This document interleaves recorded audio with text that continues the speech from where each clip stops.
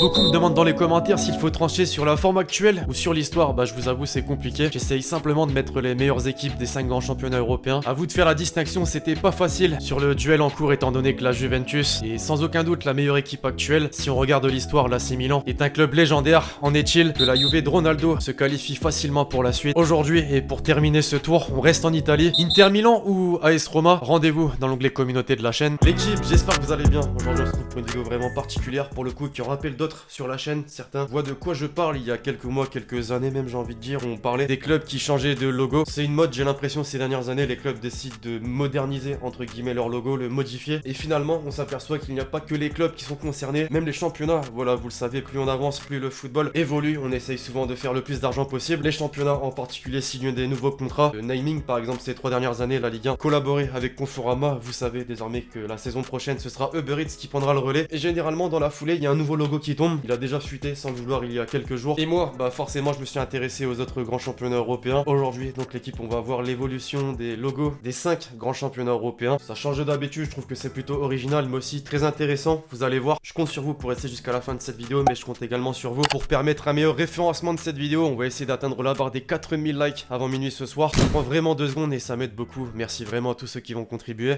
On entre dans le vif du sujet, désormais l'équipe, et on commence avec notre tant aimé championnat de France. Bon, comme on est sur une vidéo où on parle d'évolution de logo, faut quand même parler un petit peu de l'histoire du championnat. Il a été créé en 1932, non pas sous le nom qu'on connaît actuellement, la Ligue 1, mais sous le nom de Division Nationale. Il est devenu en 1972 Division 1 et en 2002 justement il a reçu son nom actuel. Une année qui marque également une mise en pratique de sponsoring inventé aux États-Unis, maintenant utilisé dans quasiment tous les championnats, celui du parrainage d'une grande entreprise à la Ligue. À partir de 2002, pour ceux qui se souviennent, c'était Orange, la société de télécommunications. Jusqu'en 2008, on aura eu le droit à ce fameux logo avec cette silhouette blanche qui court après un ballon au-dessus du naming Ligue 1 Orange. Bon alors forcément, je suis obligé de faire un petit clin d'œil à Mélionnais puisque la période rappelle également le sextuplé du club qui a remporté 7 fois consécutivement le championnat, un véritable record. Après ça donc, pour en revenir à l'évolution de nos logos, de notre fameux championnat de France, pendant 10 ans, la Ligue a décidé de mettre fin à cette pratique de sponsoring. Plus de Ligue 1 Orange. Pour marquer le coup, un nouveau logo sort, un logo bien connu puisqu'encore aujourd'hui, celui de cette saison par exemple, s'en inspire grandement. On a un ballon représenté avec les formes du titre, au milieu le naming Ligue 1, en bas on retrouve la fameuse silhouette qui court après un ballon. Il n'aura donc pas changé, hormis lors de la saison 2012-2013 où la première division fêtait ses 80 ans. La Ligue 1, elle, depuis sa création, fêtait ses 11 ans. En 2017, la LFP décide de revenir sur ses positions pour accroître ses revenus et signe un partenariat sur 3 saisons avec Conforama pour environ 25 millions d'euros, soit un peu plus de 8 millions par saison. Dans le même temps, évidemment, le logo change dans le naming avec l'appellation Ligue 1 Conforama, mais aussi avec le fond de celui-ci désormais en vert jaune. Au terme de ces 3 saisons, le 12 juin 2019, la LFP annonce cette fois-ci un partenariat majeur pour 2020 avec Uber Eats d'une durée de 2 ans. Une collaboration qui démarrera dès la saison prochaine et qui rapportera près de 15 millions d'euros par an à la LFP. Après Ligue 1 Orange, après Ligue 1 Conforama, on aura donc le droit à Ligue 1 Uber Eats. Et vous avez sûrement remarqué ce logo. Oui, effectivement, c'est le logo officiel pour la saison prochaine. La Ligue ne l'avait pas encore annoncé, mais l'Agnan SC s'en est chargé sans le vouloir en annonçant son maintien pour la saison prochaine. La page a vite été remplacée, mais des screens ont eu le temps d'être effectués. On change donc complètement l'aspect qu'on avait pu voir depuis le début, c'est-à-dire l'absence de cette fameuse silhouette blanche qui court après un ballon. Cette fois-ci, on est sur quelque chose de plus épuré, de plus simple,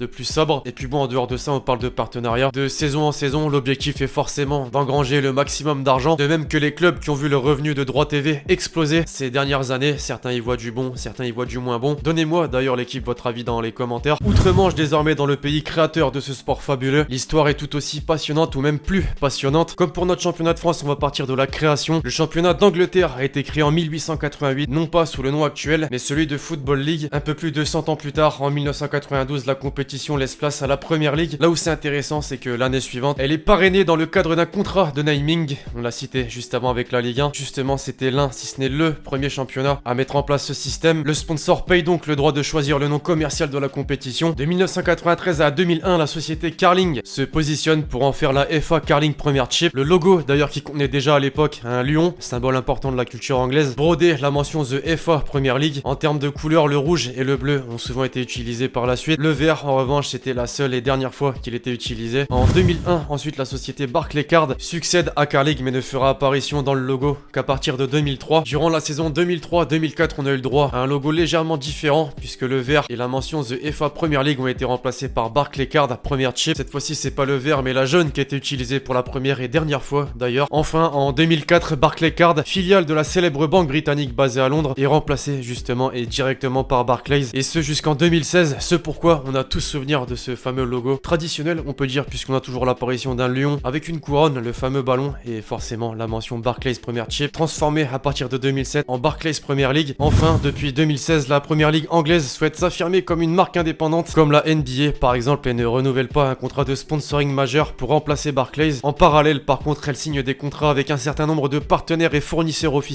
comme par exemple la société Nike, qui est le fournisseur officiel du ballon depuis la saison 2000-2001. Pour parler logo, fini le lion qui a le contrôle sur un ballon. Cette fois-ci, on a simplement la tête d'un lion avec la fameuse couronne. La mention Première Ligue représentée avec une seule couleur, le violet. Alors finalement, rien qu'avec cette évolution, on fait rapidement le parallèle avec le chiffre d'affaires qu'engrange le championnat depuis des années. En plus d'être considéré comme le meilleur championnat au monde, c'est bien celui qui rapporte le plus. L'argent coule à flot. En Allemagne, à présent, le championnat est aussi riche en histoire. Créé en 1903, l'appellation Bundesliga n'est entrée en vigueur qu'à partir de 1963. Jusque-là, on a vu qu'après chaque nouveau naming, un nouveau logo apparaissait, et pourtant, c'est pas le cas ici, puisqu'il aura fallu attendre 1996 pour voir l'apparition du premier logo vraiment particulier, puisqu'il est complètement différent de ce qui a été fait par la suite. On avait donc un rectangle noir sur lequel était posé à gauche un ballon, dans une spirale rouge-orange, à droite la mention Bundesliga et le logo, si vous avez bonne mémoire, de la fédération allemande de football, les trois triangles blancs, ou plutôt les trois lettres DBF, de Deutscher Fußball-Bund. Durant 6 ans, donc, le championnat est resté là-dessus. En 2002, on est passé au logo traditionnel, en tout cas celui d'aujourd'hui, qui a peut-être évolué d'année en année, mais a gardé la même idée. Cette fameuse silhouette qui effectue une reprise de volée sur un fond rouge, la mention Bundesliga. Là, en l'occurrence, on avait un fond blanc avec contour noir. En 2010, on a par exemple joué avec les contrastes, rendant le logo à la base en 2D, cette fois-ci en 3D. En 2013, en symbole, on a décidé de rendre hommage au championnat qui fêtait ses 50 ans. Ensuite, sans véritable changement, cette saison, on est sur quelque chose des plus banals. Le fameux carré rouge, la silhouette blanche qui effectue une reprise de volée, la mention Bundesliga en dessous. Pas de parrainage, pas de contrat de naming donc pour le championnat allemand. Le championnat d'Espagne, lui, désormais revient sur les traces du championnat anglais puis français. Créé en 1928 sous le nom de Primera Division, il prend l'appellation Liga BBVA à partir de 2008. Dès le changement de naming, donc, la Ligue a décidé de collaborer avec le groupe bancaire multinational espagnol basé à Madrid et à Bilbao. Jusqu'à 2011, donc, pas de BBVA dans le logo. En revanche, il faudra attendre jusqu'en 2011 pour voir l'apparition du BBVA dans le logo du championnat. Enfin, en 2007, c'est Santander qui a pris le relais. La première banque espagnole et l'une des principales d'Europe est annoncé nouveau sponsor titre. Le championnat est renommé la Liga Santander. Un contrat sur 3 saisons, dont celle en cours, qui rapporte 60 millions d'euros, soit 20 par saison. Alors depuis le début, je dis que ça rapporte énormément d'argent à la Ligue, forcément. Mais derrière, en termes de marketing, pour les entreprises, c'est un gain de visibilité hors du commun et donc forcément d'argent. Pour conclure, de l'autre côté des Alpes, le championnat d'Italie a été créé en 1929, du moins sous la forme actuelle dénommée Serie A, ou plutôt Serie A italienne, car le championnat brésilien est aussi nommé de la même manière. Il a été représenté par un logo pour la première fois en 1996. La particularité d'ailleurs est que dans celui-ci, il n'y avait aucunement la mention Serie A, mais plutôt la mention Lega Calcio, déjà liée à la filiale de Telecom Italia, Team depuis plusieurs années. En 2006, le logo évolue. La mention Serie A, mais surtout la mention Team, est représentée sur celui-ci. En 2010, la Ligue dévoile un logo plus moderne, on va dire, reprenant les couleurs du drapeau d'Italie, le vert, le blanc et le rouge. La mention Serie A et Team, quant à elles, sont toujours représentées. Enfin, aujourd'hui et depuis 2018, ce logo est utilisé pour représenter le championnat italien. Plus de rond central sur la partie supérieure, mais plutôt la lettre A. Quant à la partie inférieure, on a toujours la mention Team, sous contrat de sponsoring avec la Serie A depuis 1998, aux couleurs du drapeau italien. D'ailleurs, à titre de comparaison avec tous les autres sponsorings qu'on a pu évoquer jusque-là, le championnat percevrait un revenu à hauteur de 15 millions d'euros par saison de la part de son partenaire. Ah, c'est pas rien, effectivement. Bref, voilà l'équipe, c'est tout pour cette vidéo sur l'évolution des logos des 5 grands championnats européens. J'espère vraiment que vous l'avez kiffé, je compte sur vous si c'est le cas pour lâcher le gros pouce bleu. Donnez-moi votre avis, que ce soit en termes d'histoire, en termes de design, sur tout ce que j'ai pu vous montrer dans cette vidéo. Puis d'ici là, on se retrouve très vite sur la chaîne pour de nouvelles vidéos. C'était Lexi.